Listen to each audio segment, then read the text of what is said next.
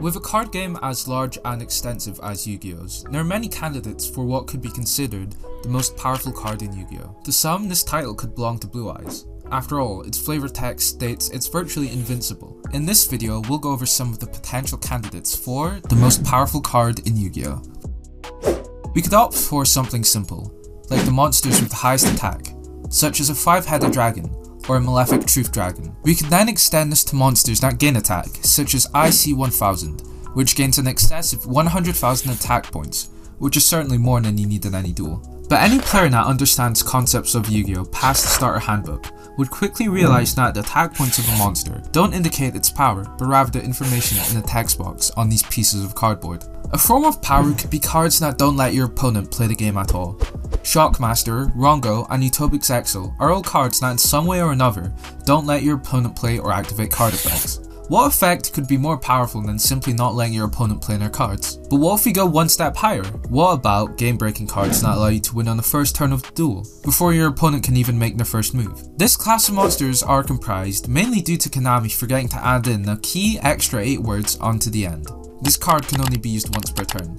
Cannon Soldier, Amazon S Archer, Toon Cannon Soldier, Dark Strike Fighter all let you tribute monsters in exchange for life point damage. These effects are rather underwhelming in a vacuum, but combine them with infinite monster recursion, then you have yourself an infinite loop which can give your opponent some 3rd degree burns. Another way to prevent your opponent from playing a game is instead ripping every card in their hand. Chaos Emperor Dragon is a level 8 monster that can be special summoned from the hand, with a rather easy summoning condition of banishing a light and a dark from the grave. The effect of the card states that you can send every card in both players' field and hand to the grave, which at the time of its meta relevance was combined with a Sangan and a Yatagrasu to completely prevent your opponent from drawing a card. In fact, this card was so powerful and meta warping that it was part of the reason for the introduction of the very first ban list. We of course couldn't have a list of the most powerful cards without mentioning the most infamous of them all, Maxi. While its true power lay dormant for a couple years, when special summoning became much more frequent, this literal bug terrorized Yu-Gi-Oh! Until its much needed ban in March 2018. The effect shouldn't be too hard to explain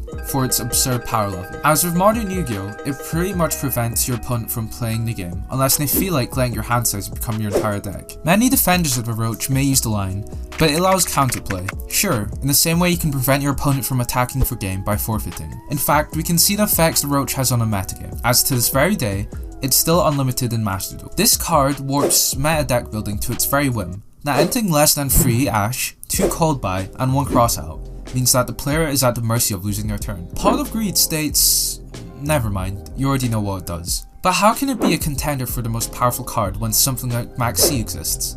All the cards I've already mentioned had broken effects that effectively won you the game. Maxi could be even seen as a direct Pot of Greed upgrade, as potentially you could draw limitless cards and also prevent your opponent from playing. So why is a basic +1 that broken when cards like Maxi or even in-archetype draw cards exist? The problem arises as every deck would now play Pot of Greed, as there would be no downsides to playing the card. What do Snake Eyes, Heroes, and Shaddolls all have in common? They all benefit from having a free +1 with no downside. This is also the reason why so many generic Pot of Greed clones exist, just because of how broken the Draw 2 card is.